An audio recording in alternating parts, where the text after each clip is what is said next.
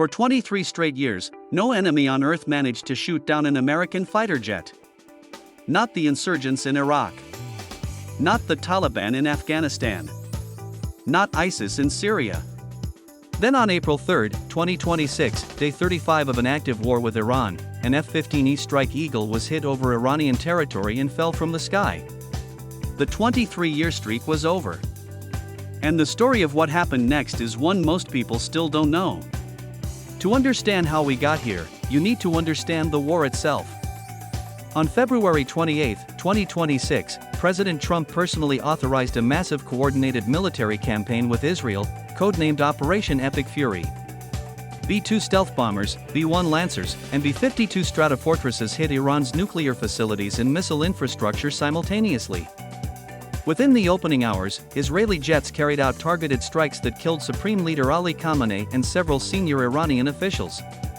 By the time that F-15E was airborne on April 3, this was already a 5-week-old shooting war, and U.S. officials had been telling the world they owned Iran's skies completely. At approximately midday on April 3, an F-15E Strike Eagle from the 494th Fighter Squadron, based at RAF Lakenheath in England, was struck over southwestern Iran. The F-15E is one of the most capable combat aircraft ever built. It flies at Mach 2.5 and carries up to 23,000 pounds of munitions. It is not an easy target. Iran's IRGC immediately claimed credit, saying the jet was destroyed by a new, advanced air defense system of the IRGC Aerospace Force. Defense experts believe a portable shoulder-fired missile brought it down. What made this even more staggering, Defense Secretary Pete Hegseth had declared fully U.S. air dominance over Iran fewer than 48 hours earlier. The F-15E carries 2 people, a pilot and a weapons systems officer, a WSO. Both ejected after the aircraft was hit. The pilot was rescued on April 3, extracted by U.S. and military helicopters in a dangerous daytime operation deep inside Iran.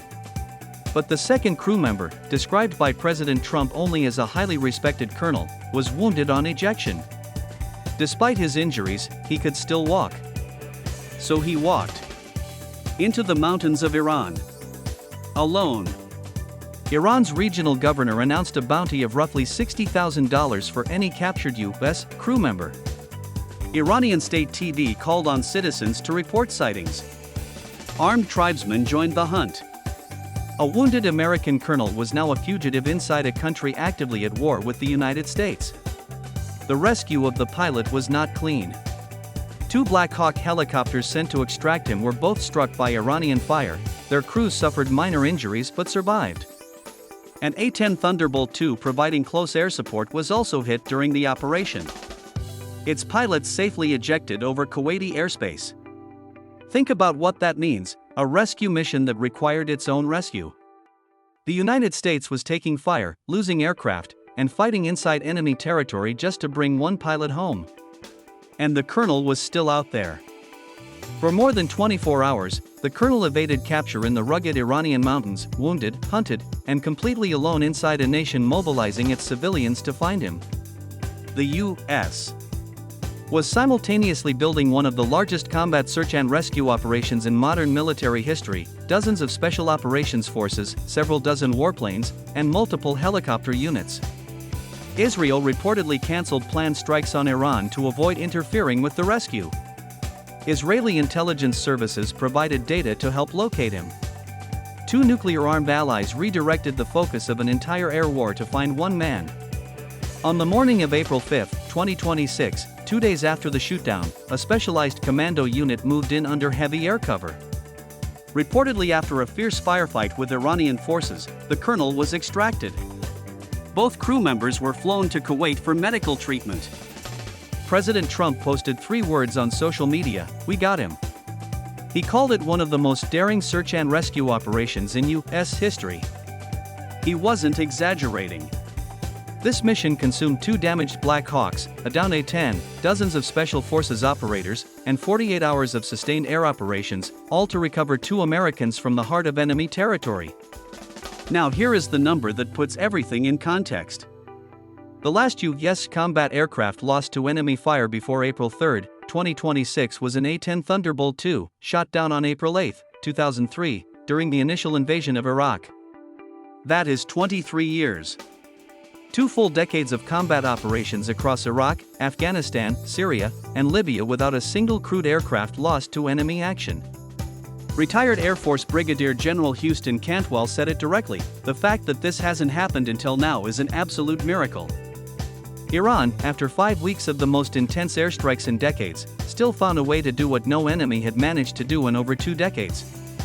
And they used something new to do it. The political fallout came fast. Critics immediately pointed to the shootdown as proof that claims of total air dominance over Iran were dangerously false, made, then broken, within 48 hours.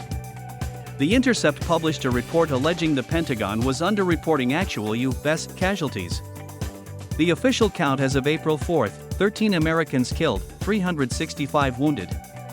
On the Iranian side, over 3,500 people have reportedly been killed, including an estimated 1,600 civilians and more than 244 children, according to human rights monitors. Supporters of the operation argued the rescue proved extraordinary U.S. capability. Both things are simultaneously true. And that tension, between the promises made and the battlefield reality, is what this war will be judged by. The 23-year streak is gone. Iran, battered by 5 weeks of bombardment, still managed to reach a U.S. fighter jet, set off a 2-day manhunt, damage 2 Black Hawks, down an A-10, and force a complete pause of Allied strike operations. Both crew members made it home. But the IRGC said they used a new system. One nobody had catalogued. One that apparently still works. So the real question isn't whether the rescue was successful. It's what else that new system can reach, and whether we'll find out the same way we found out about this one. Follow now. We cover what the headlines skim past. The next story is already developing.